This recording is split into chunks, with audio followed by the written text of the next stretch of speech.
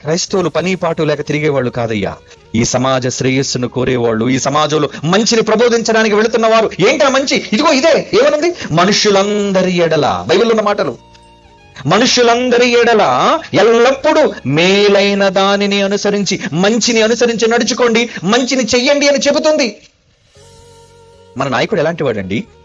మంచిని నేర్పించాడు, ప్రేమను చూపించాడు, ప్రాణాన్ని పెట్టాడు, శత్రువును కూడా క్షమించమని చేసి నేర్పించాడు, చూపించాడు. అదండి మన నాయకుని యొక్క గొప్పతనం. ఈరోజు అలాంటి నాయకుడిని మరి ఆదర్శంగా కలిగిన క్రైస్తవులే మనం. అందుకే ఈరోజు ఈ దేశంలోని ఉగ్రవాదులు లాంటి మత ఛాందసవాదులు ఎవరి జోలికి వెళ్తున్నారు? ఆయుధం పట్టలేని అమాయకులైన క్రైస్తవులు కదా కనబడ్డారు. ఒరే క్రైస్తవుల జోలికి వెళ్ళండి రా, వాళ్ళ గుడుల్లోనికి వెళ్ళండి రా, వాళ్ళ బయటికి ఏడవండి రా, ప్రాంతాలకు వెళ్ళి ఎవరైనా ప్రార్థనకు వస్తే వాళ్ళని తరిమి కొట్టండి రా. ఎందుకు? వాళ్ళు ఎదురు తిరగరు కదా, వాళ్ళు తిరిగి కొట్టరు కదా. ఎందుకంటే క్రీస్తు చెప్పిన మార్గాన్ని బట్టి క్షమించి తలదించుకొని వచ్చేస్తారు కదా.